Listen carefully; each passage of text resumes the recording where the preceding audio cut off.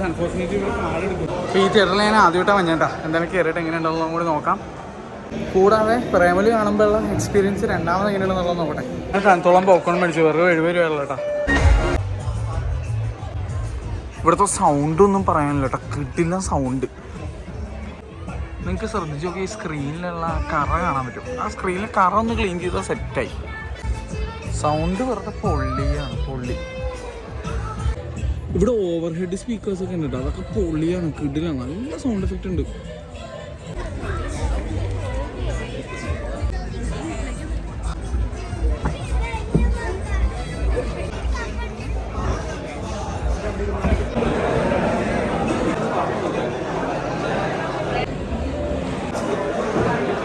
ഒരു സാധനം മേടിക്കാൻ പറ്റുമെന്ന് തോന്നല്ല, മുട്ടൻ തിരക്ക്. സ്ക്രീൻ കയറി കണ്ടു നോക്കാം.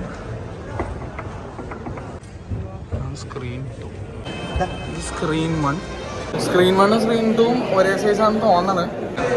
ഒരു രക്ഷയില്ല കേട്ടോ, മുട്ടൻ തിരക്ക്. കൊച്ചിയിൽ ആദ്യമായിട്ടാണ് കേട്ടോ. ശരിക്കും പറഞ്ഞാൽ ഒരു കഫറ്റീരിയയിൽ ഇമ്മാരി തിരക്കാണല്ലോ, മേടിക്കാൻ പറ്റാത്ത അവസ്ഥ. അതിനൊരു കാരണമുണ്ട്, മനുഷ്യന്മാർക്ക് മേടിക്കാനുള്ള പൈസക്കാണ് സാധനങ്ങൾ കൊടുക്കണം. അതുകൊണ്ട് തന്നെ ഇതുപോലെ തിരക്കുണ്ടാവും, അല്ലെങ്കിൽ ഈച്ചടിച്ചിരിക്കേണ്ടി വരും. ഇന്ത്യയിലെ ഏറ്റവും വലിയ അമ്യൂസ്മെന്റ് പാർക്കായ ബാംഗ്ലൂരിലെ ഫൺ വേൾഡ് ഇന്ത്യയിൽ ആദ്യമായി അവതരണ അക്വേറിയം ഷോ ഡോക്ടർ അബ്ദുൽ കലാമിയുമായി പെരുമ്പാവൂരിന് വിസ്മയാനുഭൂതി. ഞങ്ങൾ ഇന്ന് ഇവിടെ പോയിട്ട് തിരിച്ചതേ വഴിയാണ് ഇവിടെ മുതൽ പെരുമ്പാവൂർ പാലക്കാട്ട് താഴം മൈതാനിയിൽ പഴയ നെസ്റ്റ് വൈബൊക്കെ അടിക്കണം എനിക്ക്.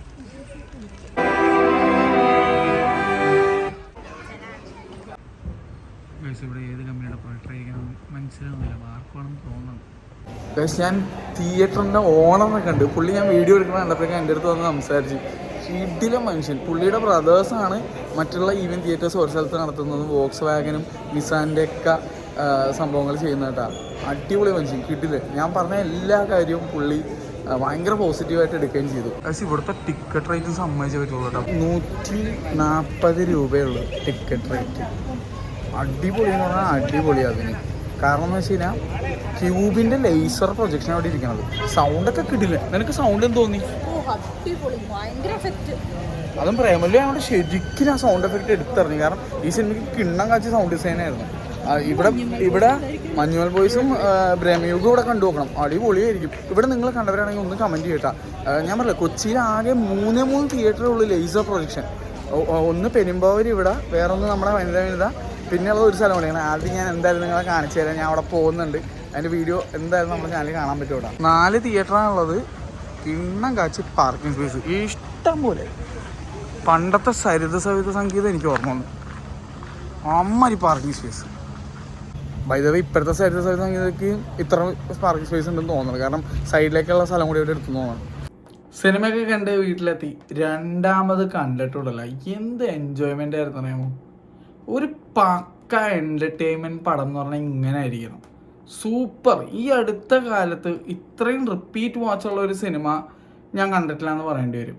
എനിക്ക് ഈ കോമഡി സെഗ്മെൻറ്റ്, റൊമാൻറ്റിക് കോമഡി അങ്ങനത്തെ രീതിയിലുള്ള സെഗ്മെൻറ്റിൽ എനിക്ക് ഭയങ്കര ഇഷ്ടമുള്ള റിപ്പീറ്റ് വാല്യൂ ഉള്ള കുറച്ച് സിനിമകളുണ്ട്. ഓബ്വിയസ്ലി നിങ്ങൾക്ക് എല്ലാവർക്കും അറിയാം, ഒരു 90s കിഡ്സ് എന്നുള്ള നിലയ്ക്ക് മണിച്ചിത്രത്താഴ് ഭയങ്കര റിപ്പീറ്റ് വാല്യൂ ഉള്ള ഒരു പടമാണ്. അത് റോം കോം മാത്രമല്ല, അത് ഇഷ്ടപോലെ ഏത് ജോണറിൽ അത് പെടുത്താതിരിക്കാൻ പറ്റില്ല എന്ന് എനിക്കിപ്പോഴും മനസ്സിലായിട്ടില്ല. കാരണം ഹൊററാണോ ഹൊററാണ്, ത്രില്ലറാണ്, സസ്പെൻസ് ഉണ്ട്, എല്ലാം കൂടി ചേർന്നിരിക്കും. അങ്ങനെ മലയാളം പടം വേറെ വന്നിട്ടുണ്ടോ എന്ന് തന്നെ ഡൗട്ടാണ്. പിന്നെ ഞാൻ ഏറ്റവും കൂടുതൽ കാണുന്ന സിനിമ എന്ന് പറഞ്ഞാൽ കിലുക്കം. എത്ര തവണ വേണമെങ്കിൽ കണ്ടുകൊണ്ടിരിക്കുക, ഭയങ്കര റിപ്പീറ്റ് വാല്യൂ ഉള്ള സിനിമ. എന്താണ് അങ്ങനെ കുറേ സിനിമകളുണ്ട്. ഹിറ്റ്ലർ ഭയങ്കര റിപ്പീറ്റ് വാല്യൂ ഉള്ളൊരു സിനിമയാണ്. ഗോഡ് ഫാദർ, മൂക്കില്ല രാജ്യത്ത്, അങ്ങനത്തെ ഒരുപാട് പടങ്ങൾ. നമ്മുടെ പുലിവാൽ കല്യാണം, നമ്മുടെ താമരാക്ഷൻപിള്ള ബസ്, അപ്പോൾ അങ്ങനെ താമരാക്ഷൻപിള്ള ബസ് ഓർമ്മയുണ്ട്, പടത്തിൻ്റെ പേര് പറഞ്ഞുപോയി, അതാണ് ഏറ്റവും വലിയ രസം. അപ്പോൾ അങ്ങനെ ഇഷ്ടം പോലെ സിനിമകളുണ്ട്. നമുക്കിങ്ങനെ എത്ര തവണ റീവാച്ച് ചെയ്യുക എന്നുള്ള പുതിയ കാലഘട്ടത്തിലേക്ക് വന്നപ്പോൾ എനിക്ക് അങ്ങനെ റീവാച്ച് ചെയ്യാൻ തോന്നിയ കുറച്ച് സിനിമകളെന്ന് പറഞ്ഞു കഴിഞ്ഞാൽ ഗോദയാണ്. ഞാൻ ഏറ്റവും എന്താണെന്നറിയില്ല, എനിക്ക് ആ സിനിമ ഭയങ്കര ഇഷ്ടമാണ്. എത്ര തവണ ഉണ്ടായാലും എനിക്ക് മതിയാവില്ല. അങ്ങനത്തെ ഒരു ടൈപ്പ് ഓഫ് ഒരു പടമാണ്. ലൂസിഫർ അത്യാവശ്യം റീവാച്ച് ചെയ്യാൻ പറ്റുന്ന ഒരു മൂവിയാണ് എനിക്ക്.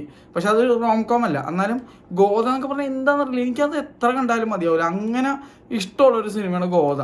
അപ്പോൾ നിങ്ങളുടെ മനസ്സിൽ ഏറ്റവും റീവാച്ചബിൾ ആയിട്ടുള്ള പടം ഏതാണെന്നുകൂടി ഒന്ന് നിങ്ങൾ കമൻറ്റ് ചെയ്യട്ടെ. എനിക്കൊരു എക്സൈറ്റ്മെൻറ്റ് കൊണ്ട് ഞാൻ ചോദിച്ചതാണ് അറിയാനായിട്ട്. എന്തായാലും പ്രേമലു ഡെഫിനറ്റ്ലി എനിക്ക് റീവാച്ചബിൾ ആണ്. വേണമെങ്കിൽ ഒരു തവണ കൂടെ പോയി സിനിമ കാണാൻ റെഡിയാണ്. കാരണം എനിക്ക് അത്രയും പടം ഇഷ്ടമായി. എന്ന് വെച്ചാൽ ഒരു പക്ക ഫൺ പടം. പിന്നെ എന്താണെന്നറിയില്ല, രണ്ടുപേരും ഭയങ്കര ലവബിൾ ആയിട്ടുള്ള രണ്ട് ആക്ടേഴ്സാണ്. മമത ബൈജു ആയിക്കോട്ടെ, ഒറ്റൊരു പ്രശ്നം മാത്രമേ പറ്റിയുള്ളൂ, ഒരു കമ്പനി പടത്തിൽ പോയി അഭിനയിച്ച് ഒരു എന്താണ് അറിയാലോ നിങ്ങൾക്ക് പടം ഏതാണെന്നുള്ളത്. ആ ഒരു സാധനം മാത്രമേ പുള്ളിക്കാരിയുടെ കരിയറിൽ എനിക്ക് ഇച്ചിരി സീൻ ആയിട്ട് തോന്നിയുള്ളൂ. ആ ഒരു പടം എനിക്ക് തീരെ ഇഷ്ടപ്പെട്ടില്ല എന്തായാലും.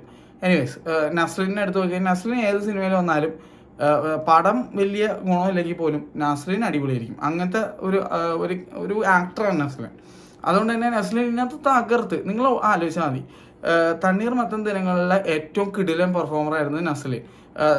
സൂപ്പർ ചെന്നൈയിലെ ഏറ്റവും കിടിലൻ പെർഫോമറായിരുന്നു മമത. സോന എന്നുള്ള ക്യാരക്ടർ നമ്മൾ മറക്കില്ല. സോനാരെ എന്ന് പറഞ്ഞു കഴിഞ്ഞാൽ തന്നെ മമത എല്ലാവർക്കും അറിയാം മമത എന്നുള്ളത്. പക്ഷെ അത്ര അടിപൊളിയായിരുന്നു മമത അതിനകത്ത് ആ ക്യാരക്ടറായിട്ട്. അപ്പോൾ രണ്ട് സിനിമയിലെ ബെസ്റ്റ് ക്യാരക്ടറും കൂടി ചേർന്ന് ഒരു പടം അഭിനയിച്ചാൽ ഓബ്വിയസ്ലി നിങ്ങൾക്ക് ഊഹിക്കാമെന്നുള്ള അതും ഇത് അവരുടെ ഏരിയയാണ്, ഇത് അവരുടെ എന്താ പറയുക കുത്തകയാണ്. പൊളിച്ചടുക്കി കളഞ്ഞു. ഈ സിനിമ രണ്ടാമത് കണ്ടിട്ട് പോലും ഞാൻ പറയുകയാണ്, പൊളിച്ചടുക്കി കളഞ്ഞു. പിന്നെ അതിൻ്റെ കൂട്ടത്തിൽ നമ്മുടെ ഈ മച്ചാൻ, നമ്മുടെ ഹൃദയത്തിലെ മച്ചാൻ, ഹൃദയത്തിൽ നെഗറ്റീവ് റോളായിരുന്ന ഒരു അങ്ങനത്തെ ക്യാരക്ടറായിരുന്ന മച്ചാൻ ഇതിൽ വന്നങ്ങോട്ട് തകർത്ത്. പുള്ളിയാണ് ഈ സിനിമയിലെ ഏറ്റവും കോമിക്കൽ ആയിട്ടുള്ള ഒരു റോളിലൊന്ന്. പിന്നെ ഉള്ളത് നമ്മുടെ ഓഫീസിലെ വെറുപ്പിക്കൽ മച്ചാനാണ്. ആ പുള്ളിയുടെ വെറുപ്പിക്കൽ ലെവലിൽ കാരണം തന്നെ നമുക്ക് ചിരി വരും. അത് മാത്രമല്ല ഈ സിനിമ ഭയങ്കര റിലേറ്റബിൾ ആണ്. ഏതെങ്കിലും ഒരു ഓഫീസിൽ എസ്പെഷ്യലി IT സെക്ടറിലൊക്കെ പോയി വർക്ക് ചെയ്യുന്ന ആൾക്കറിയാം, ഇങ്ങനെ ഒരു ചൊറിയൻ TLO ആരെങ്കിലുമൊക്കെ നിങ്ങൾ ഓഫീസിൽ കണ്ടിട്ടുണ്ടാവും. ഏതെങ്കിലും ഒരുത്തർ കണ്ടിട്ടുണ്ടാവും സീനിയർ ഇതിലുള്ള ഇമാരി ഒരു ചൊറിയൻ ഒരു കോഴിയായിട്ടുള്ള ഒരു മച്ചാനെ നിങ്ങൾ എന്തായാലും കണ്ടിട്ടുണ്ടാവും. അത് നിങ്ങൾക്ക് റിലേറ്റ് ചെയ്യാൻ പറ്റും. അന്ന് സമ്മതിച്ചും തരൂല. അങ്ങനെ ഒരു ക്യാരക്ടർ നിങ്ങൾക്ക് ഹൈലി റിലേറ്റബിൾ ആയിരിക്കും.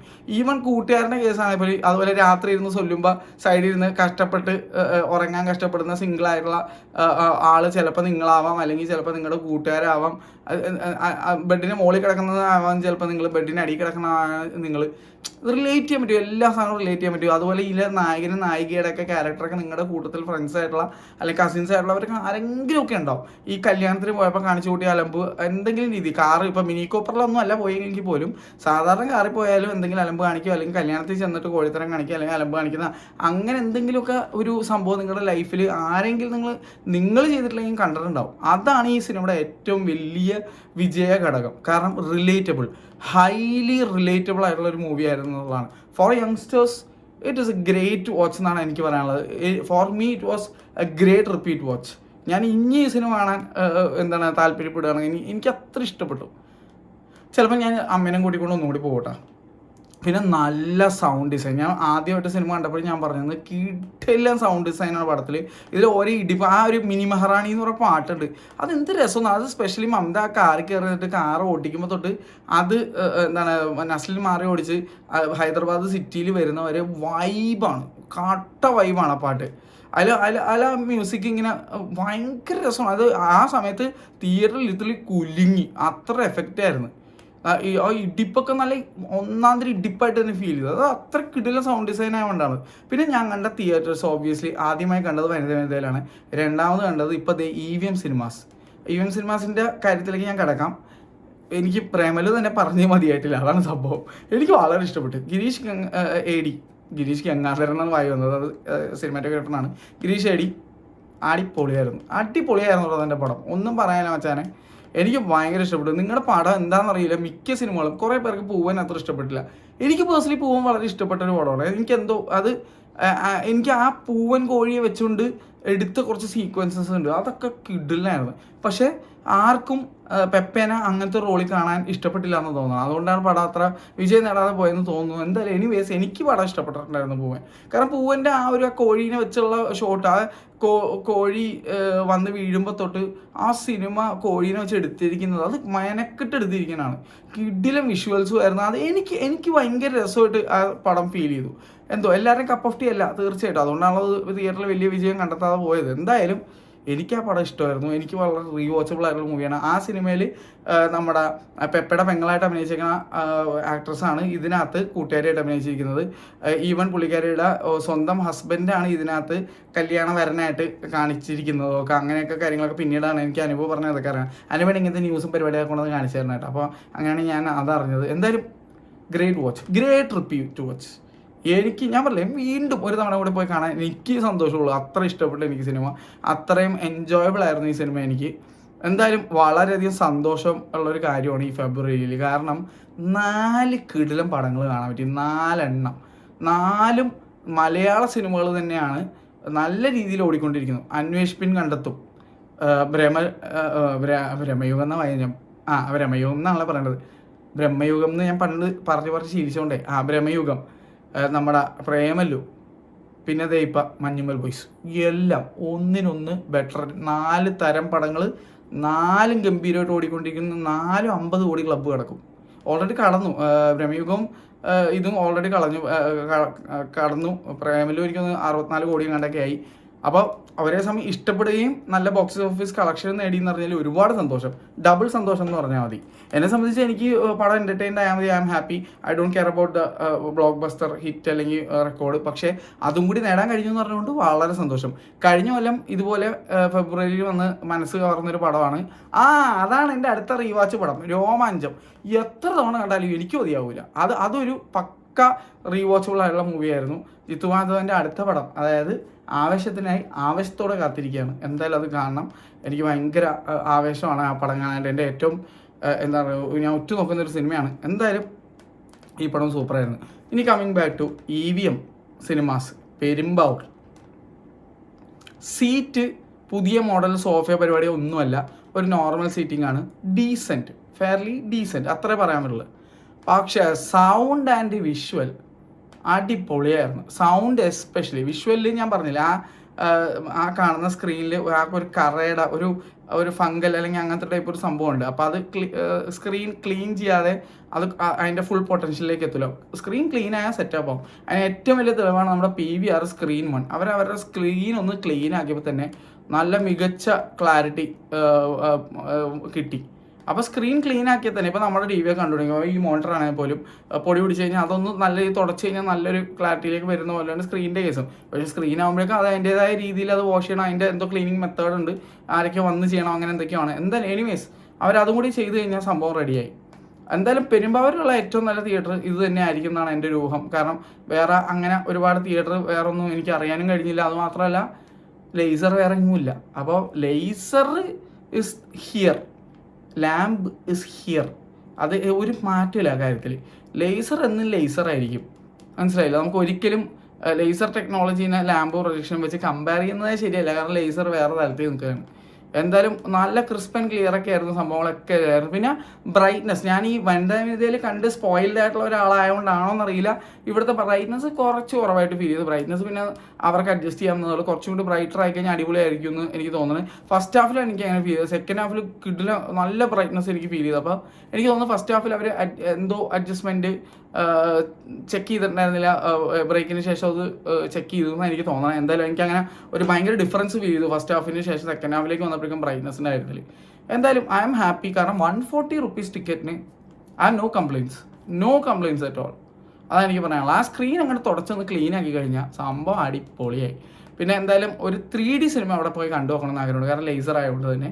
പിന്നെ ഇനി ഒരു 3D സ്ക്രീനും കൂടിയാണ് നമ്മുടെ കൊച്ചിയിലുള്ള. ആകെ 3 തിയേറ്ററുകൾ, അതായത് തിയേറ്റർ കോംപ്ലക്സുകളുടെ എണ്ണം വെച്ച് നോക്കുമ്പോൾ 3 തിയേറ്റർ കോംപ്ലക്സുകളിലെ ലേസർ ടെക്നോളജി ഉപയോഗിക്കുന്നുള്ളൂ. ഒന്ന് നമ്മുടെ വനിതയിൽ 3 സ്ക്രീനിൽ, സ്ക്രീൻ 1, 2, 3 ഇത്രയില്ല. 4 ലേസർ വന്നിട്ടില്ല. സ്ക്രീൻ 1, 2, 3 ഡോൾബി അറ്റ്മോസ് വിത്ത് ലേസറാണ്. അത് സ്ക്രീൻ 1 ആണ് എനിക്ക് ഏറ്റവും പ്രിഫേർഡ്. കാരണം ഇപ്പോൾ സോഫയാണ്, ക്രിക്സിൻ്റെ ഡോൾബി അറ്റ്മോസ് സ്പീക്കറുമാണ്. എന്താണെന്നറിയില്ല, ഭയങ്കര എഫക്റ്റാണ്. പുതിയ സ്പീക്കറിൻ്റെ ആണോന്നറിയില്ല, വേറെ ലെവൽ എക്സ്പീരിയൻസ് ആണ് സ്ക്രീൻ 1 കാണുമ്പോൾ. അപ്പോൾ പ്രിഫറബിളി എനിക്ക് ബ്രഹ്മയുഗം ഒന്നും കൂടി എനിക്ക് വീട്ടുകാരായിട്ട് അവിടെ കൊണ്ടുപോയി ഒന്ന് കാണിക്കണമെന്ന് ആഗ്രഹമുണ്ട്. ഞാൻ എന്തായാലും കൂടെ പോകും. കാരണം എനിക്ക് ആ പടം ഒന്നുകൂടി കാണണമെന്ന് നല്ല ആഗ്രഹമുണ്ട്. എനിക്ക് വളരെ ഇഷ്ടപ്പെട്ട പടം. അതുകൊണ്ട് അതിൻ്റെ ഫുൾ പൊട്ടൻഷ്യലിൽ കാണണമെങ്കിൽ ലേസർ തന്നെ കാണണമെന്നുള്ള മൈൻഡാണ്. അപ്പോൾ എന്തായാലും സ്ക്രീൻ 1 പോയി കാണണമെന്ന് എനിക്ക് വലിയ ആഗ്രഹമുണ്ട് കേട്ടോ.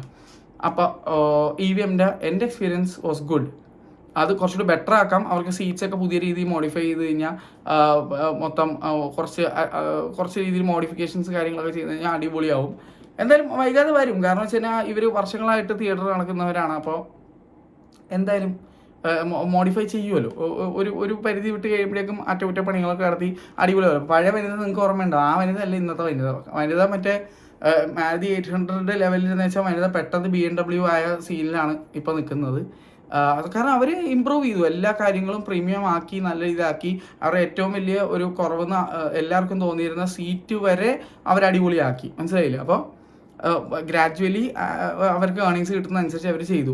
സിമിലർലി ഇവരും അത് ചെയ്യുമെന്ന് ഞാൻ പ്രതീക്ഷിക്കുന്നു. എന്തായാലും എൻ്റെ അനുഭവം വളരെ നല്ലതാണ്. ഫോർ 140 rupees ഇറ്റ് വാസ് അടിപൊളി എനിക്ക് തോന്നിയത്.